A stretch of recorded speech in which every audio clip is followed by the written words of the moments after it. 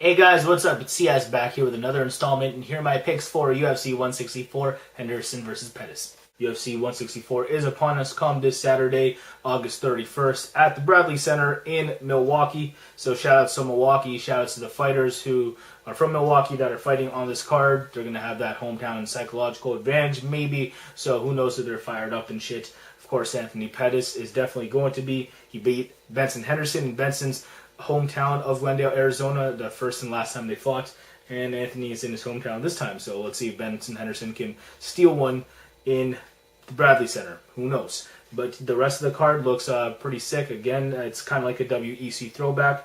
You have Chad Mendes versus Guida. You have Erik Koch versus Dustin Poirier. You have Jamie Varner in action tonight. And yeah, I just really can't wait for this card in general. It's going to be sick. It's stacked. Also, Frank Mir versus Josh Barnett. I'm definitely not complaining at that matchup.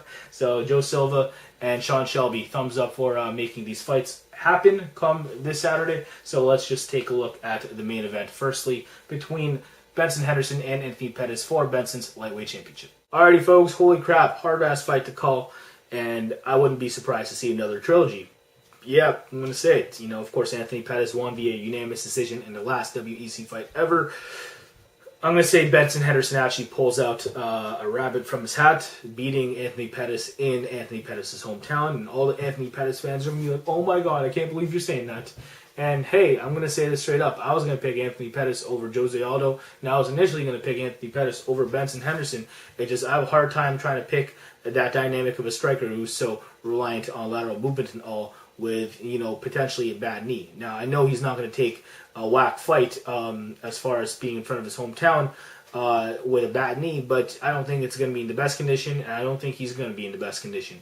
Just a few weeks out, he was supposed to fight Jose Aldo for the featherweight title. I don't think he's going to be as built for the lightweight division, and if Benson Henderson is able to stalk Anthony Pettis for at least 2 of the 5 rounds, and maybe 3 or 4, Benson's going to have the definitive advantage come when the scorecards are about to be announced, because I think Benson's going to do a lot of moving forward without Anthony Pettis not moving well laterally enough, being able to throw back from the outside.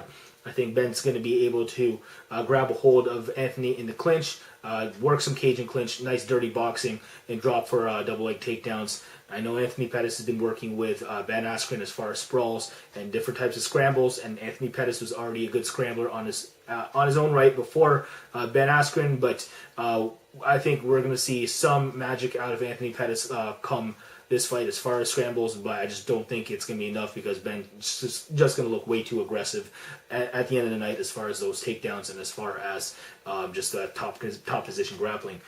Maybe Anthony Pettis tries to take Benson Henderson down. Who knows? But I just think it's too hard to do that, because Benson's balance is just very good. He has tree trunk-like legs, and if you don't have an explosive double leg takedown that you set up well, like a Frank Yeager, you're not going to take Benson Henderson down or gain advantage over him as far as power grappling department. So Anthony Pettis has to be active on the mat as far as his guard is concerned, threaten with submissions, and hopefully scramble back up to his feet and just execute from the outside, landing jabs, 1-2s, and various kicks.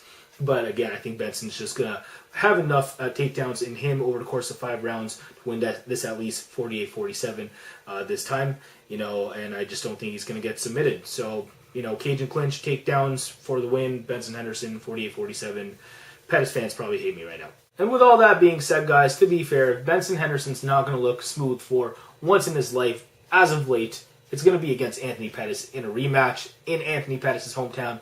I'm sure he wants to beat Anthony Pettis in his hometown like Anthony Pettis beat him in his, but of course Benson wants to do that much worse this time. So I think Benson's going to be on point as far as the cage and clinch is concerned. But we'll see. As far as cage and clinch, though, moving on to this heavyweight matchup, Frank Mir and Josh Barnett.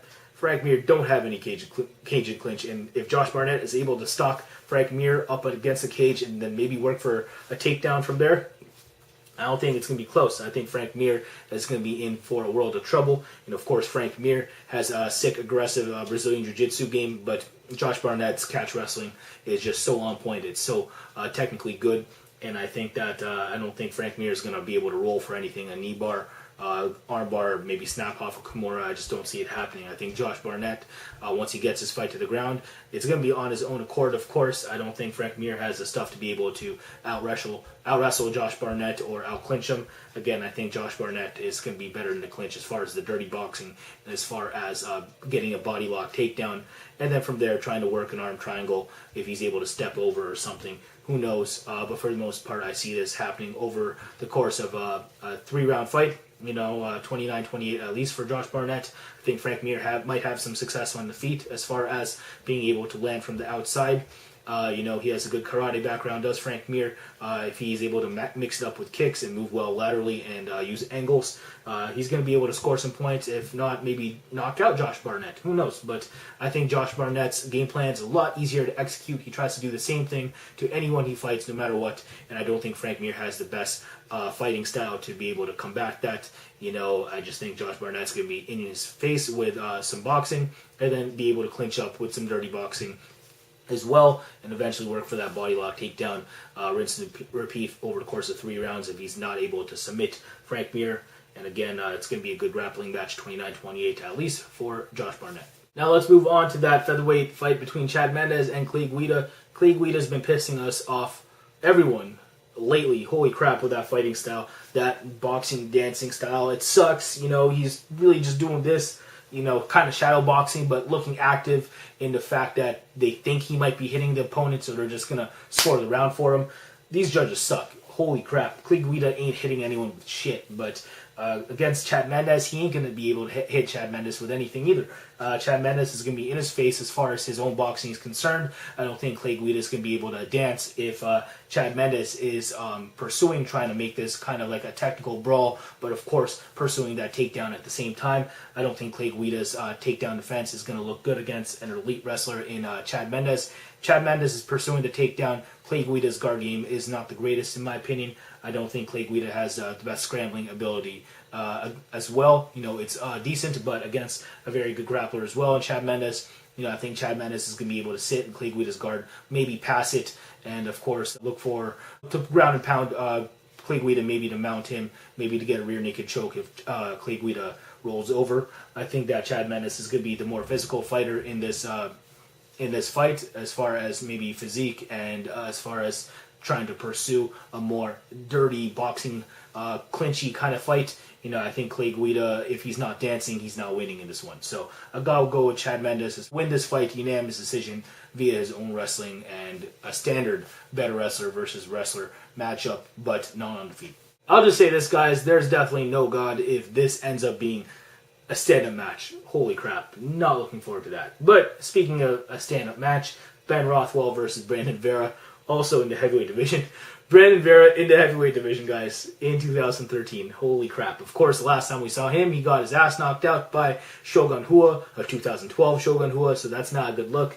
Ben Rothwell, he hasn't looked great as well. He had that L against, Mark Hunt getting out-wrestled, and of course he got canned by Gabriel Gonzaga, so he ain't been looking good. But Ben Rothwell, in all honesty, should beat a frail-minded Brandon Vera. Pretty good power in his hands. He can maybe take Brandon Vera down, not get submitted over the course of 3 rounds, but his gas tank sucks, and Brandon Vera might be able to turn it up come the late second or third round if he has not taken enough damage himself early. As far as this possibly being ended in the first round, it might be, because both these guys have kind of suspect chins, and maybe Ben Rothwell is going to be able to land a haymaker over Brandon, just win this via TKO or KO by just finishing up with more strikes. Who knows? But I'm going to go with, I'm going to say that happens, because Brandon Vera is just too whack. How do you almost lose to Elliott Marshall? You're just frail-minded no matter where it goes. So Brandon Vera was my boy at one point, but how can he be with just how seriously he takes the sport? Because I don't think he takes it that seriously, is what I'm saying. So, gotta go with Ben Rothwell to say knockout in the first round. And moving on, last but not least, featherweight matchup, kicking us off on the main card between Dustin Poirier and Erik Koch. if the main event won't win fight of the night, this definitely will.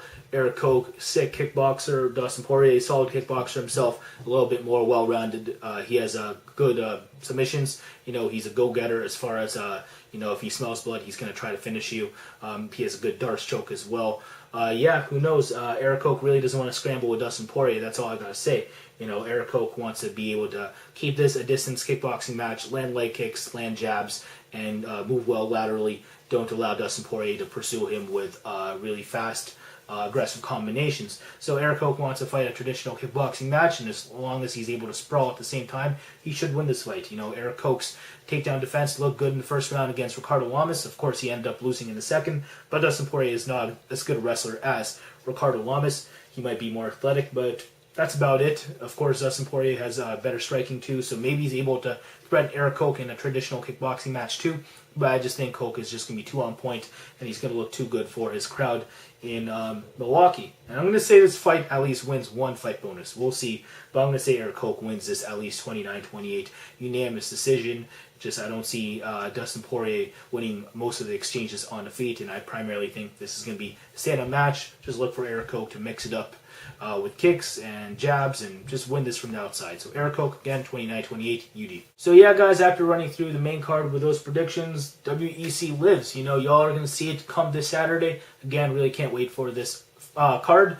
If you guys want my preliminary card picks, I'll leave them in the description below. And I think that about does it for me. So subscribe if you guys like my analysis and all that. Follow me on Twitter, Facebook. I'll leave the links in the description below. So thanks again for all the support. Deuces for all my supporters, bruises for all my haters, and take care. Peace.